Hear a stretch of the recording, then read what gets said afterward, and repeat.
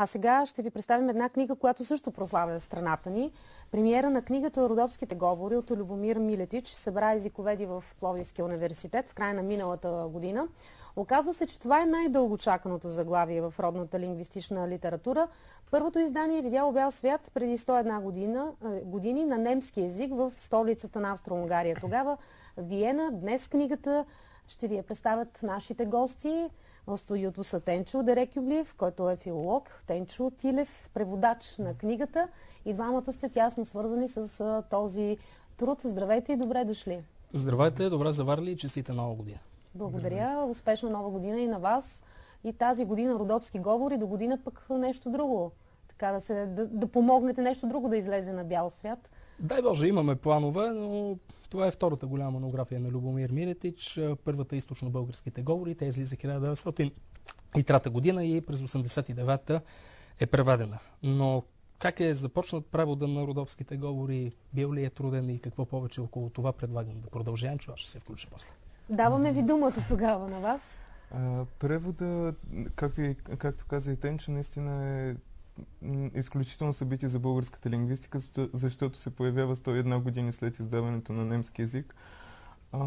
Смятам, че беше наистина крайно време да се появи, защото защо на немски е издадена първо и чак толкова по-късно на български език? Самия факт, че е издадена на немски, не е толкова очудващ, като имаме предвид, че все пак, че немски език е световен език, език на който се създава лингвистиката по това време. Самия факт, че Императорската академия на науките плаща самите провеждането на тези изследвания, предполага вероятно издаването да е на немски език. Кажете ни за превода, всъщност, който вие така сте осъществили.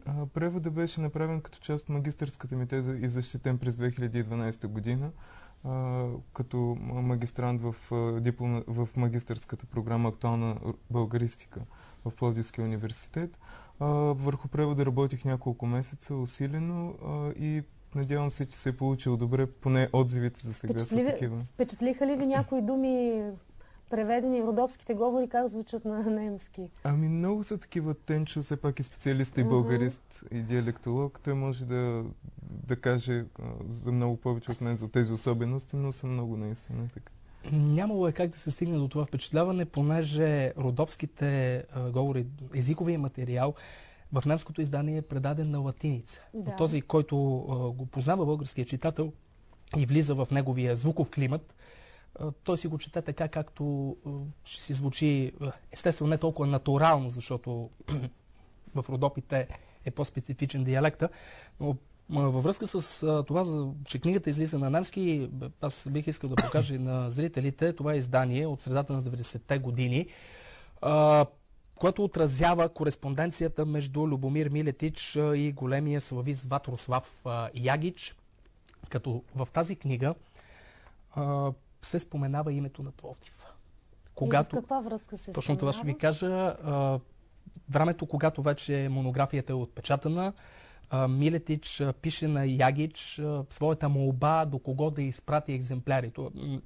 Той иска да ги адресират до известни слависти от това време. Включително посочва и на господин Стойо Шишков, редактора на списание "Родопски напредък". Известно, че това списание започва да излиза в продължение на 10-11 години в началото на миналия век. Излиза в Чепеларе, в Асеновград и в Пловдив, и то е достъпно днес в Народната библиотека. И това е причината, всъщност, той да настоява да бъде...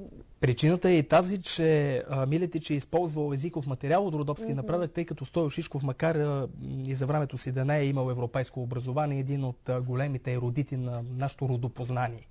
Родопските говори, всъщност, за кои диалекти, за коя част на територията говорим? Всичко от Пловдив, Смолянско... Какво включва самия труд? Когато говорим за родопските говори, най-напред трябва да кажем, че те са част от голямата група на рупските говори, заедно с тракийските говори и с западнорупските в района на Гоце Делчев, Разлог и така нататък. Тук са включени всички родопски говори. Може би бъдещите изследвания ще ни покажат източно-родопските говори, върху които вече се работи от Златоград на изток. Но важното е, че Милетич само обхожда района в Чапинското корито, както се нарича в разговорите между езиковедите, и прави класификация на тези говори в Велинградско. И още по-забележителен е факта, че в учебника Българска диалектология на професор Стойко Стойков, който е класически учебник за нашата лингвистика, тази класификация е пренесена и тя остава устойчива във времето. Сега обаче няма как да не ми прочетете нещо интересно от тези родопски говори. Така най-нестандартните ли, тези, които най-трудно може би биха ни разбрали?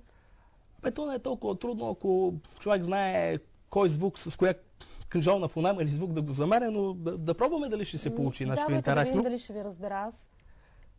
На къде е торнала? Да ти е леко и лесно да вървиш.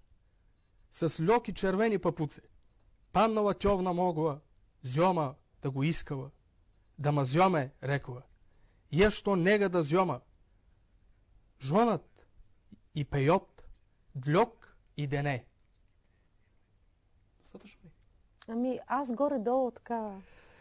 Между другото, има ли, както тук ми напомнят, имаше един такъв моноспектакъл с Майя Новоселска. Тя прави така един паралел между родопските диалекти и португалския език. Има ли някаква връзка по някакъв начин с някакъв друг език, това, което вие прочетохте? Не рискувам с отговора, защото това е вече в сферата на индоевропейското езико знание. Чисто звуково? Звуковото подобие е съвсем нормално да се установява и директно го превеждаме това, което е лесно в книжовния език, в централния може ли родопски. Да преведете сега за тези, които пък не ни лесно е. Лесно, на къде си тръгнала, торнала е тръгнала, на къде си тръгнала, да ти е леко и лесно да вървиш. Ето едно послание, като благословие, с леки червени обувки, папуци. Тоест да знаеш, да не слагаш високи обувки, когато си тръгнала на дълъг път, да ти е лесно, да ти е удобно. Вероятно това е контекста, защото понякога диалектният материал е даден само с формите в по-кратки фрази и ние можем да го разпознаваме. Нали? След това паднала е тъмна мъгла, тьовна могла, с това специфично широко, което ние и да искаме не можем да го възпроизведем. Трябва да отидем на терен, защото постановката на устата, знаете, че се установява като артикулация още в детските Защо години. е важно тези диалекти да бъдат така запазени? Те са ни нашето богатство. Но много хора пък, например, се притесняват да говорят на диалекти и казваме, че не е редно. Да.